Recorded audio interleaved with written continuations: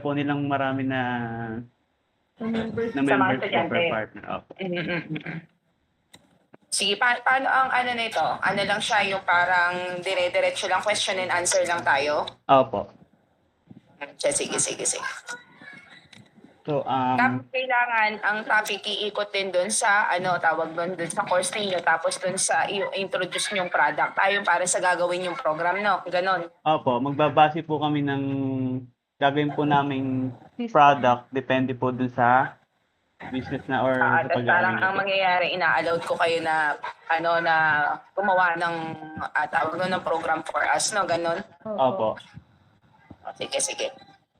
So, before we begin po, let me introduce ourselves po muna. And I'm Mark Gerald P. Miranya. And I'm Ashley Ronquillo po. And we are from Laguna University. We are a third year BSIT student.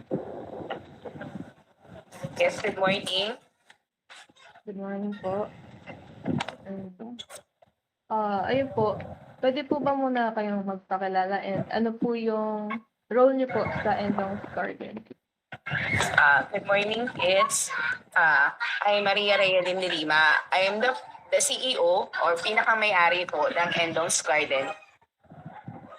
Ayun po. And gaano na po kayo katagal nagmamanage or nagtatrabaho din po sa business po? Di bali, ang business namin started way back 2020 pandemic times. So, started as a hobby and then turned into business. So, 2020 to 2023, we are just doing business sa Pilipinas. May garden kaming pwesto dyan sa may highway. Nagbebenta kami ng mga collection plants. And 2023 until now, nag-start na ako ng importing plants. Started in Indonesia, Thailand, and then ngayon, mas focus na ako sa Indonesia. And paano po ang flow ng isang typical day operations niyo po araw-araw? So every day, kasi ang business is so kami benta ng halaman. Typically talaga yon. So magla-live selling kami in the afternoon until night for maybe 3 to 5 hours a day. Kumbaga, we are using Facebook for our live selling. Okay po. And ano po yung mga main products niyo po? Yung specific po na plants or fertilizer? And ano po yung mga services na pinaprovide niyo po? Before kasi kami, different varieties of plant collection. Hindi yung typical na plant collection natin, di ba? May mga nakikita kayo dyan na mga pang landscaping, hindi siya ganon. So what we are selling is plants for collection. Yes ka? Wait. Yeah, panas lemon tea. Satu. Berbayar. Ya bayar ya sekarang. Ya. Nanti ya. Ganon. Nasa na tayo? Taga lang ha. Tinanong kasi yung order ko eh. Nag-order lang ako ng tea. Hindi lang po. Tapos, so, it's not the typical nga na mga pang landscape. So, it's more on collection plant siya. So, before, may mga philodendrons kami and now we are focused dito sa anthuriums. Yung mga anthuriums na dito lang matatagpuan sa Indonesia. So, ang nangyayari sa amin, ang service talagang ino-offer namin is selling ng plants. Kumbaga yung mga clients namin sa Pilipinas, manonood ng live selling namin, makikita nila yung mga plants, tapos ipiflex namin yun sa live, so sila yung bibili ng mga halaman na yun. And then after nilang mabili sa amin yun, kami ang mag-ship nun sa Pilipinas para makarating sa kanila yung mga plants na binili nila sa amin. Ano po yung mga ginagamit niyo po or yung po, kunyari po, mag-ship po kayo, ano po yung mga niyo po, partners po, kunyari po, Lalamove, ganun po. Yeah, Lalamove. Lalamove, gamit na gamit namin yan. Lalamove, JRS, at saka Bash Shipping, yun ang commonly used, yun talaga yung ginagamit namin. And some of the clients, nagpipick up naman sila dun sa aming pinakang hub sa Manila. Yun talaga yung courier na ginagamit namin. Ilang customers po yung nasa-serve niyo po? Daily or weekly? Daily, we have, kasi per shipment kami. So, sa isang shipment namin na 3 weeks dito sa Indonesia, nakakapag-serve kami ng sometimes 100 clients or sometimes less than 100 clients ang nakikater namin ng mga clients. And ilan po yung mga ano po, staff members po na nagtatrabaho po sa Endong's Garden po, and ano po yung mga usual daily activities po nila? Di bali sa team namin, we are team of 4 girls. Kumbaga, isa yung nagla-live selling namin. Tapos ako, nag-aano lang ako, namipili lang ako ng mga plans. Tapos may dalawa kaming kasama dito na Indonesian. Sila yung nag-handle ng mga gardens na pupuntahan namin, and then sila rin yung mga nagtatags ng mga sold plants namin. But upon packing, we are hiring like 8 people para sa packing namin and then sa sorting namin, ganun. Kumbaga depende kung ano yung ginagawa namin sa daily. But daily, 4 persons lang kami na nagla-live selling. Sabagat sa sorting and picking ng plants, doon lang dadami, doon lang kami mag-hire. Okay po. And ano po, pwede niyo po bang i-describe yung current process niyo po sa pag-manage ng operations? Lalo na po kung paano po niyo tinatrack kung ilan yung stocks ng plants and supplies. Manual po ba Actually, or sinusay? Yes, manually pa namin siya ginagawa. So may mga notebooks pa kaming ginagamit kasi dalawa kami nag-handle ng mga accounts namin. So after live, susulat namin sa notebook lahat ng mga sold plans per tao. Kung sino-sino yung mga bumili, nakalagay doon. Kumbaga mano-mano talaga namin siya ginagawa. And then after that, isasend nung kapartner ko yung mga invoices nila through Messenger. But ano pa rin, hindi pa rin kami nagamit nung tinatawag nila mga e-receipt at saka yung mga gano'n, hindi pa namin siya nagagawa. So manually, tinatype niya rin and then isinesend niya sa mga clients yung listing ng kanilang mga na-mine na plans. Yung sa inventory din po ba, ganun din niyo po ba tinatrack? Pag yung mga inventory po ng plants, Yes, manually din kami nag-i-inventory. Kumbaga, iniisa-isa namin yung mga listing. Kumbaga, kung ano yung nakalista sa pangalan nila, mano-mano namin na i-check yun kung nandyan ba lahat yung kanilang mga plans, gano'n. Pag nagsosort na kami, so pinakamahirap na part ng trabaho namin is sorting. Kasi we are sorting thousands of plants. And kapag may bumibili po bang customer sa inyo, paano nyo po nire-record yung sale at kung paano po nabibigay yung resibo po? Limited ba tayo, ginagamit namin. Mode of payment namin is through GCash and through bank transfer. So, ang mangyayari sa amin, pagka nagbayad na, kasi ang nagawa nun is yung aking business partner din, siya kasi involved sa accounting namin. So, mano-mano niya rin isinusulat sa notebook niya lahat ng mga nag-paid na customers. So, ang mangyayari, makikita namin yung mga receipt, yung mga isinesend nila through Messenger, yung resibo ni GCash, yung resibo ni bank transfer, kasi check namin yun doon sa mga accounts namin kung pumasok na lahat yung mga payments nila.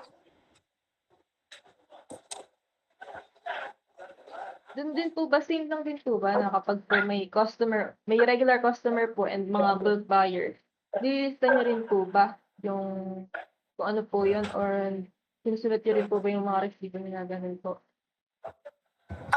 Kasi kami, ang ginawa naman namin, meron kaming group chat, kumbaga nandun lahat sila, kumbaga nandun lahat yung mga clients namin.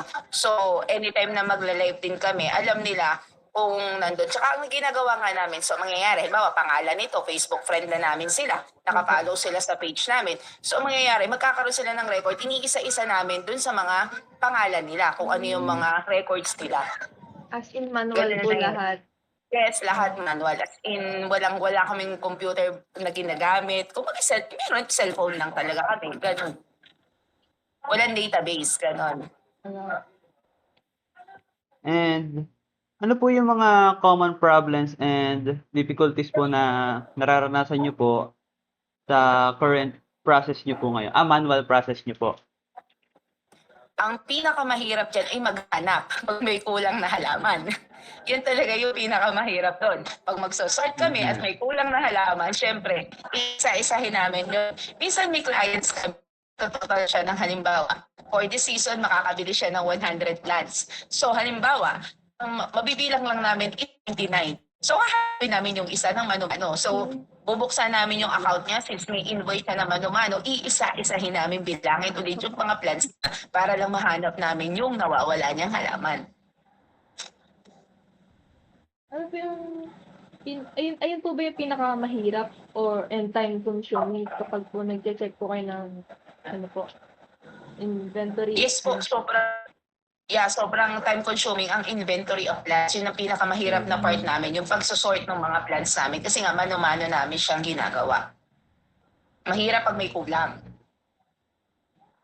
And na-experience niyo na rin po ba ang magkaproblema po sa sales record tulad ng nawawalang resibo, missing na papel, and missing totals po? So far naman, hindi naman namin siya na-experience. One time lang may na-experience kami. But the problem is sa sa GCash naman yung naging problema niya. Sometimes hindi kasi agad napasok yung mga payments, parang sa Paymaya yata yun. Pero yung sa mga resibo naman, hindi naman kami nagkaka-problema. Kumbaga, napasok naman lahat yung payments ng mga clients and namomonitor din namin siya. Pero if may database kasi, kailangan i-check namin siya per tao. Kung halimbawa may database ka, titingnan mo na lang siya na ang naka-record ay ito na lang si ano ang hindi bayad. Kumaga, isa na lang yung titingnan mo para makita mo lahat na yun na lang yung bayad. Hindi mo na kailangan isa-isahin pa lahat yung records ng mga clients. If we have 100 clients, we have to check all the 100 clients para lang makita kung sino pa yung hindi bayad. Opo, Okay po. Mas trabaho lang talaga siya, mahaba yung time. Kapag po, nahihirapan po ba kayo hanapin yung mga past orders or yung contact information nila? Kapag po need nyo? Yes, yeah. Sometimes nakaka-experience kami nun kasi minsan nga kasi nakamano-mano kami, di ba? So, nanghihingi kami syempre ng shipping details nila, ng kanila contact information, ganun.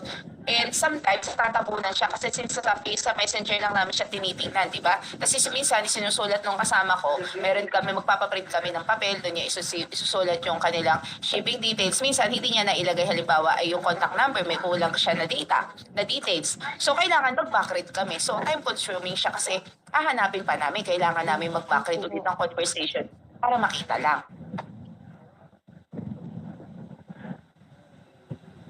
Paano po naapektuhan yung ng mga problemang yun po? Yung daily operations niyo po, yung mga employees and yung mga customer po, and mga problems po ba?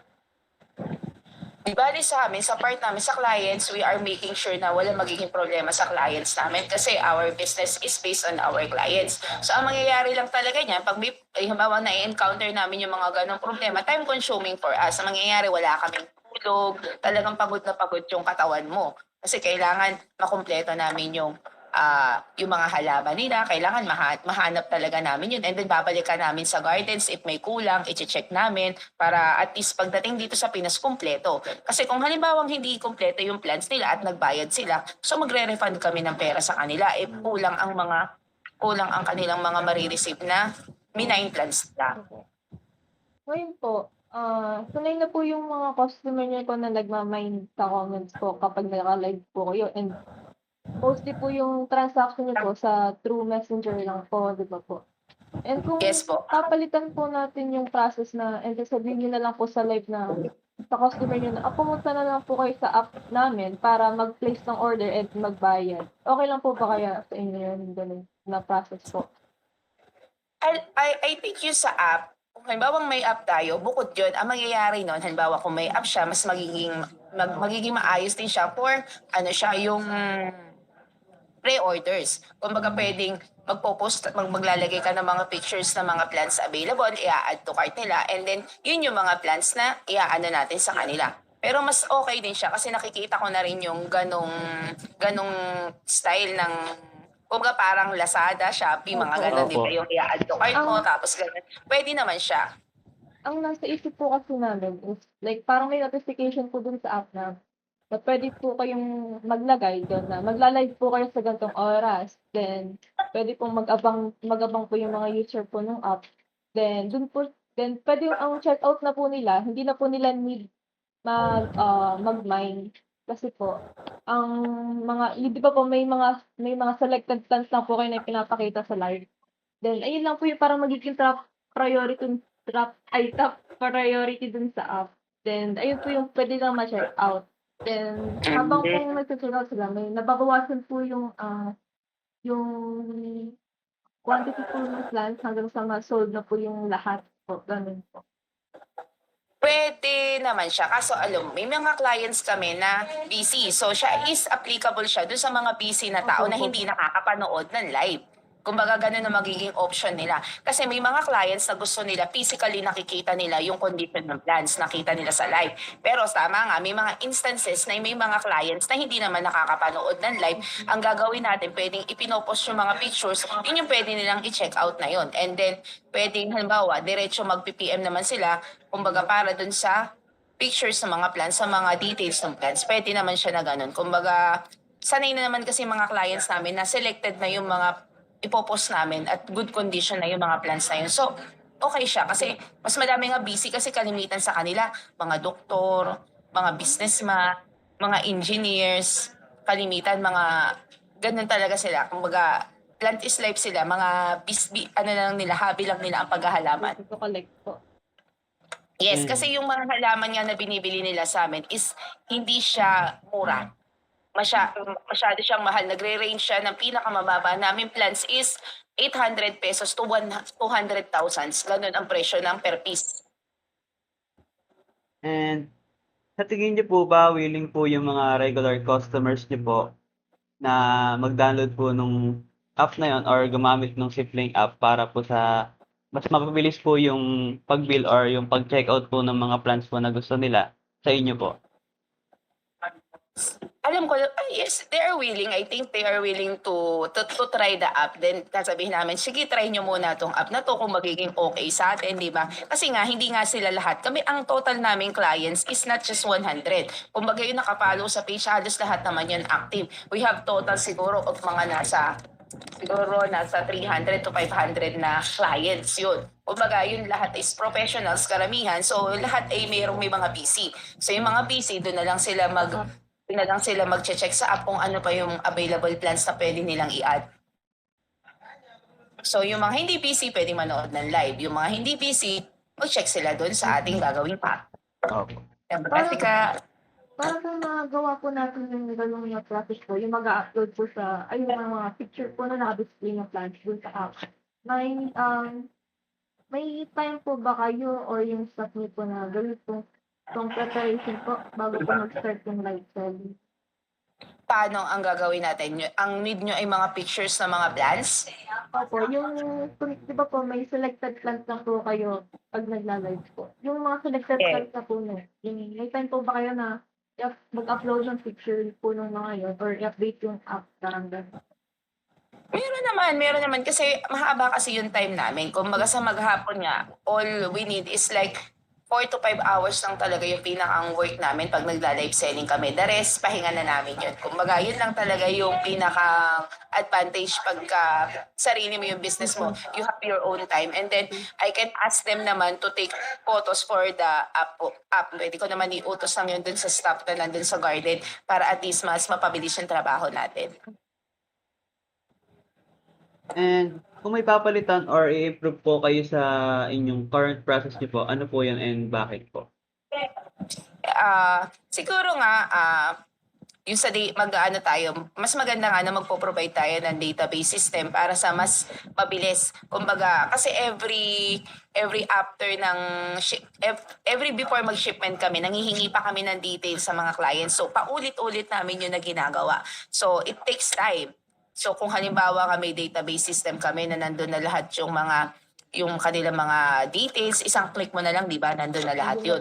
You don't have to i-check mo pa ulit isa-isa para hingin ulit lahat yon. Tapos, yung sa mode of payment, pagka nag-payment sila, kumbaga dire-diretso na rin yun. Makikita namin, naka-automatic siya, makikita mo, ay si ganito may balance pa na ganito, si ganito, meron pang ganyan. Hindi na namin kailangan na isa-isahin. Kasi yun nga, kumbaga, time-consuming.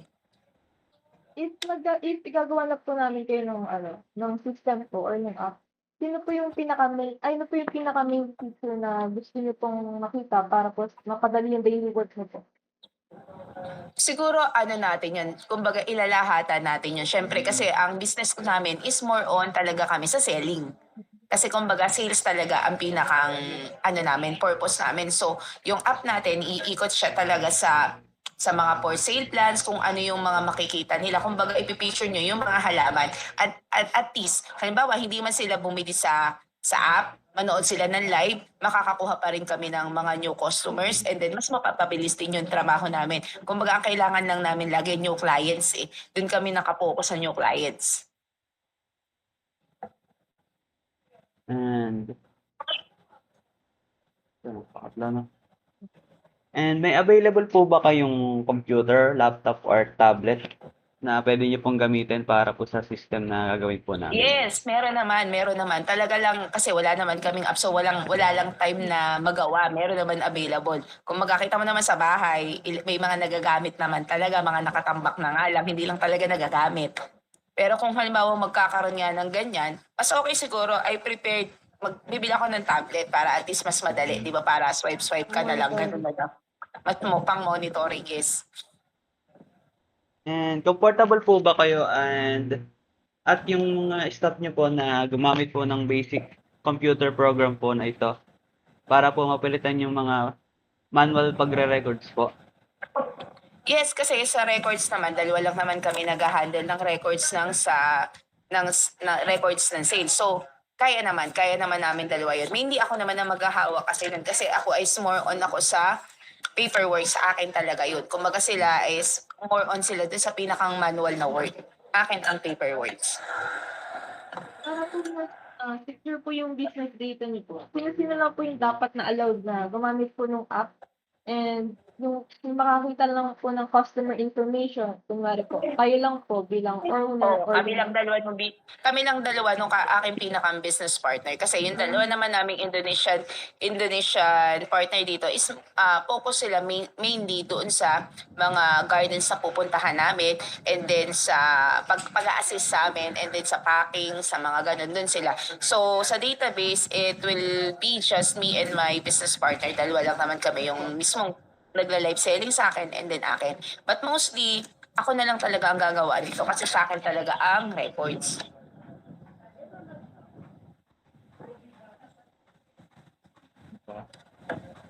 And ang naisip po namin, magbi-build po kami ng isang app po na may isa pong unified database po na kung saan po pwede pong Yari po, magkahiwalay po yung database ng mga users and sa mga plans po or yung details po na nilalagay po namin sa app. And para rin po mabilis po yung katulad nyo nga rin po na sinabi nyo kanina na binabalik-balikan nyo pa po yung customers nyo para po sa details nila. And gagawa po Yes. kami ng database para po mas mapabilis po yung ano nyo po. Kahit hindi nyo na po balikan yung users as long as napagbigay na po sila ng yes. details nila para po yun po. Mag-a-appear na, oo, Opo. isang ano mo na lang, nandyan na siya, makikita mo na Oo. lahat. Tsaka, at least, magkakaroon kami ng record na halimbawa, nag-mine yun sa live namin. Kasi syempre, hindi naman namin, sa ulo lahat yung mga clients na namin. Opo. Na maybe may mga clients kami before na bumabalik ngayon, makikita namin sa records na gagawin niya na, old clients pala natin yan, old miner na natin yan. So, may records na rin kami, di ba? Hindi na yung titingnan namin yan kasi minsan, syempre, selling kami. So, we are checking the clients namin if legit talaga yun. Kasi, syempre, meron din mga bogus buyers, mga ganon. So, Opo. pag nag-appear na yun na yan is old clients na namin, so okay na yun, di ba? At least Opo. malaking help siya.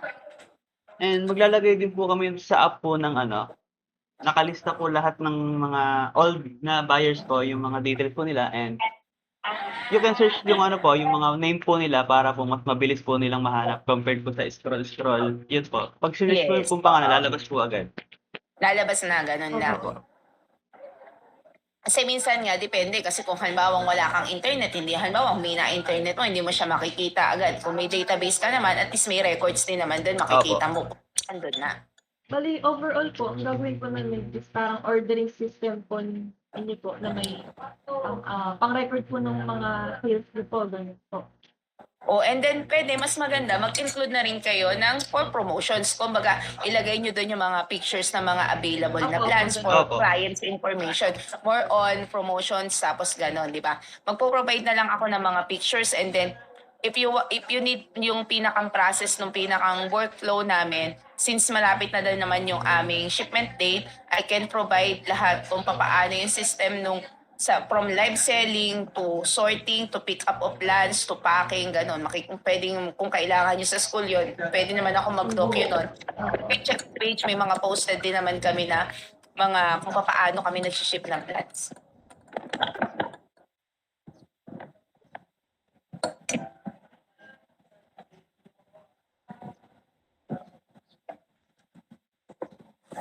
Ano ba? Yung sa, yung sa payment. Bali po, parang ano po kasi, basic pa lang po kasi yung app na gagawin po namin. And may ano po, yung naisip po namin kagabi na yung sa GCash po na payment. Kaso po, mas hassle po yung mangyayari po na process. And ngayon po, parang gagawa na po muna kami ng prototype, or parang manual na na QR. Then, parang for testing lang pa lang naman po siya, ganun po. Oo, Na pwede payment. siya. Mag-upload kayo ng QR and then Ayun po. mag-a-appear. Halimbawa dun sa name nila na gagawin ninyo is accept siya. Then talagang yon, kumbaga pag sa payment naman kailangan talaga i-check talaga namin yung details nun. I-check talaga namin sa mismong bank account namin kung pumasok yun. Kumbaga yun talaga is matic. O kasi minsan talaga may hindi napasok kaya kailangan mano-mano namin i-check. Bali po, web app yung gagawin po namin. Yung website po is for admin lang po.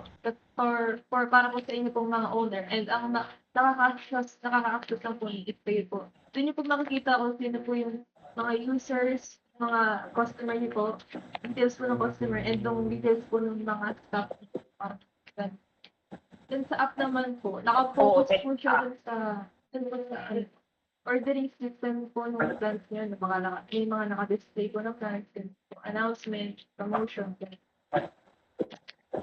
Pero doon sa pinakang website, maganda rin siya. It includes na nyo sa promotion, kumbaga, lahat ng mga available plans, yung mga ganyan. Mas, pagsabayin nyo na lang din. Kasi parang mas maganda siya. Kasi website mostly, chinecheck din ng mga clients yun para makita yung, o ano ba yung meron, ganon. Opo. And dito naman po sa sa payment nga po, meron po siyang validation na may status din po kung pending yung payment or kung nakapag-send na po sila Pending ng yung mga payment. Yes, resibo. mas maganda siya kung pending, mas maganda siya. Kasi basta ang payment naman kasi i-check talaga namin yun manually. Pero at least, kung halimbawa sa atin nyo, kita na namin kung sino yung kailangan namin itawag doon, i-follow up for payments. Opo. Iba kasi yung hindi pa nagbabayad, hindi pa di ba? Yun na lang yung tatrabahuin namin.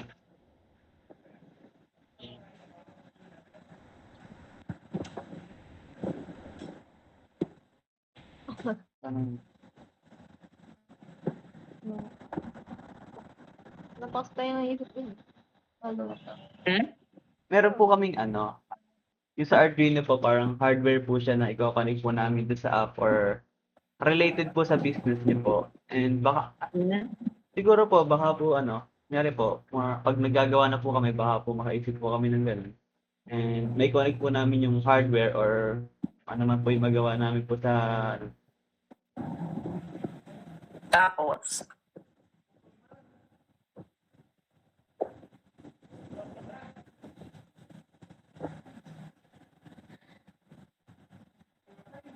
ano pa, Bunso?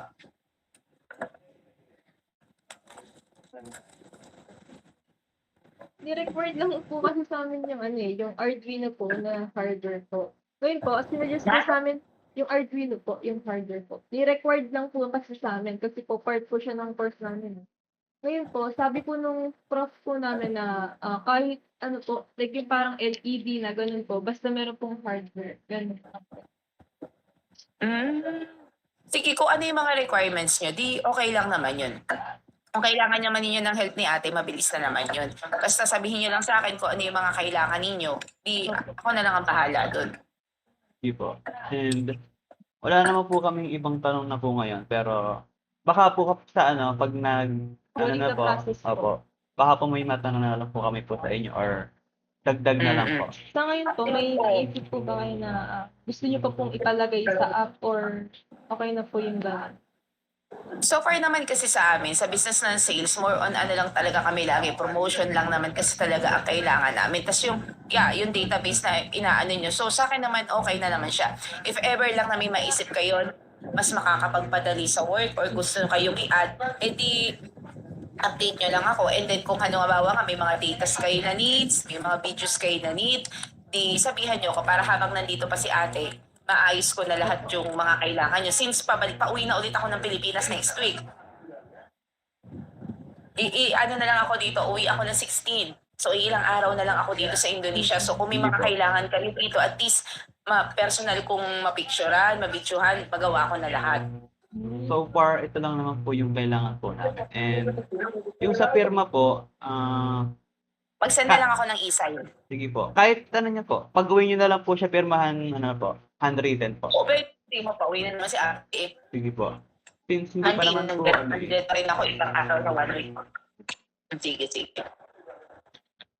At least madali kung halimbawa kailangan nyo ng actual interview o na kailangan sa school, nalinis na ako. okay naman po itong ano, yung interview po natin ngayon. Pwede naman po. And yun lang naman po, wala naman po kami ibang tatanong. May idea na naman po kami kung paano po bibuild yung app. Yun na lang po. Yes, yun lang naman yun. Kumbaga, mostly iikot lang kayo sa promotion. Mas malaking bagay sa amin yung promotion kasi alam mo yung kailangan namin ay yung clients. Kumbaga, spread the news na eto may page na ganito na nagbebenta ng mga rare plants from Indonesia, ganun. And yun lang po. Yun lang naman po for today's interview po. Thank Oo. Free naman si ate pag umaga kasi ng hapon pa ako nag-work. Chat na lang po tayo kapag may Ay, pala kayo, before may nakapag-interview na rin sa akin, pero ano lang naman yun, mga high school students lang din naman. Ginamit lang nila. Chat na lang po tayo pag may mga kailangan na lang po through ano po. Sige, sige. Message mo lang ako kung ano pa yung mga kailangan yung data, kung ano pa yung mga kailangan ninyo para at least ma-provide ko nga agad. Mabilis na naman. Pero available naman po yung sa page niyo po yung mga picture po ng iba pong plants po. Pwede na lang po namin po. Meron, pero hindi kasi ako mostly nagpo-post kasi mostly sa live, makikita nyo sa page is yung live selling. Oo, live selling yon. So, pag kailangan nyo kasi ng mga photos, mabilis naman yun kasi makakapag-take naman ako every time na nasa garden ako. Ngayon, pwede na ako mag-send sa inyo. Tapos lalagyan ko na lang siya ng IDs. Kasi yung lahat ng plants na binibenta namin, may specific IDs pa din yun. So, akala mo ganun lang siya, pero technically madami din. Mabilis ma-search yung ano. Thousands of IDs, thousands of hybrids, gano'n na nangyayari. Every time na babalik kami dito, may bagong hybrid na ulit sila. So, paanak lang sila ng paanak. So, ang bibigay ko na lang sa inyo yung mga pictures sa ID-han natin, ipopost nyo doon. Parang gano'n. Kumbaga, yun yung magiging idea na nila na kung hinahanap nila yung specific character, hinahanap nila yung specific plants na to, makakabili sila sa amin. Gano'n.